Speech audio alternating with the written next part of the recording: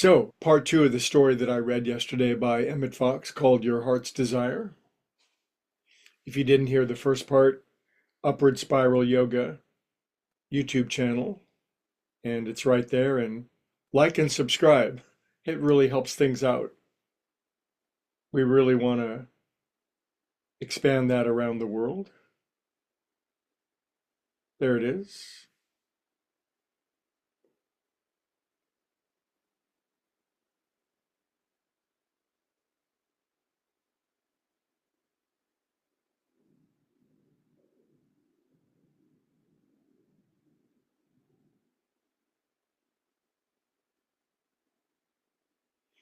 I'll read the two prior paragraphs and then we'll jump in. Settle in, have a sip of tea or coffee.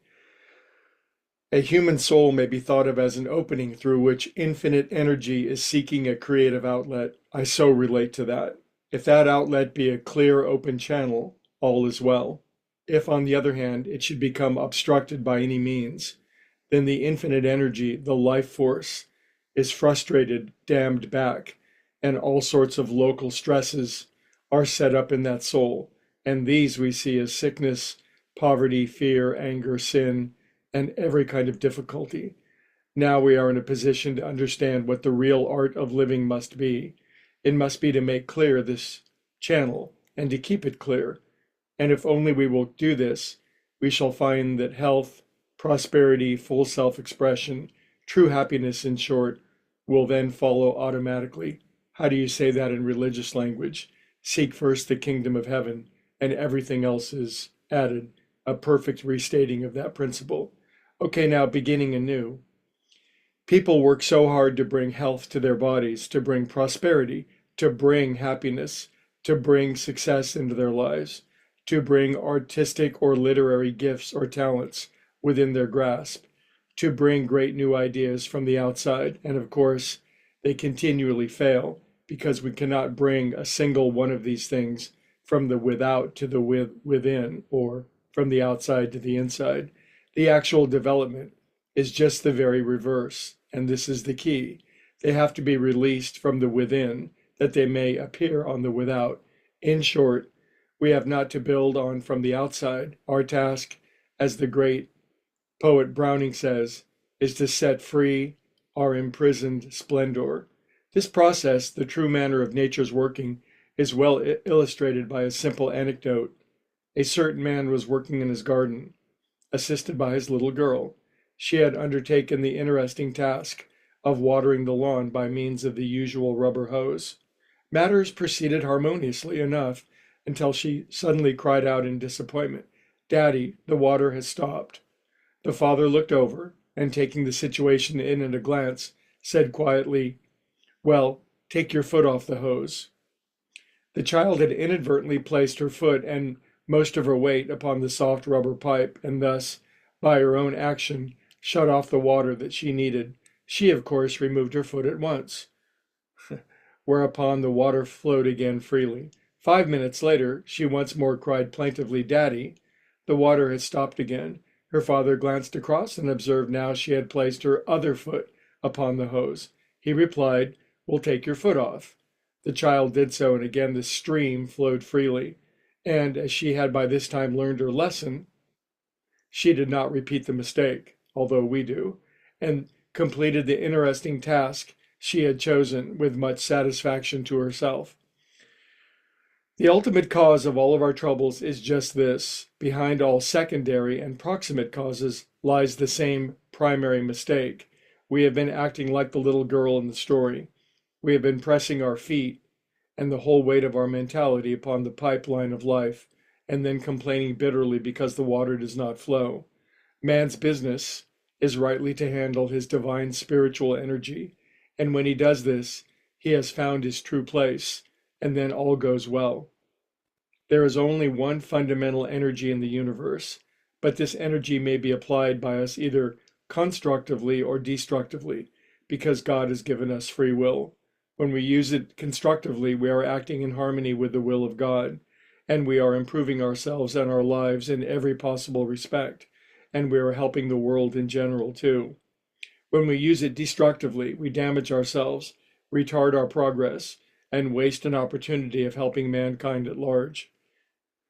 We use our energy destructively whenever we think or talk fear and limitation, whenever we grumble or give way to self-pity or indulge in useless regrets, or in fact any form of negative thinking. Most of all, we do use our God-given energy destructively when we hold thoughts of criticism and condemnation of others.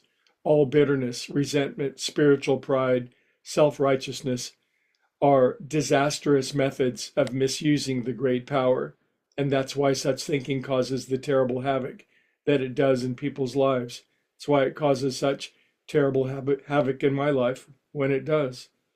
When we are in a condition of fear, anger, or worry, our divine energy, instead of flowing in some positive creative work, becomes dammed up within ourselves, like the water in the garden hose, and produces all sorts of trouble in soul and body. Meanwhile, our true work in life is either missed altogether or starved of the supply of life force, which it should receive. It languishes accordingly, and we get mediocrity, poverty, and failure. This is why all true spiritual leaders are so insistent upon the need for unselfishness in motive, for forgiveness of others and of ourselves too, and for a general attitude of peace and goodwill toward all. For only in this way can we get that sense of true harmony and freedom that will permit the clear, unobstructed flowing of the divine mind through us.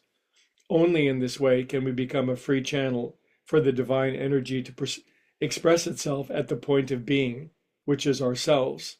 This spiritual state of consciousness in which the life force finds the unrestricted outlet, which is so essential if we are to experience any kind of good, is technically known as serenity.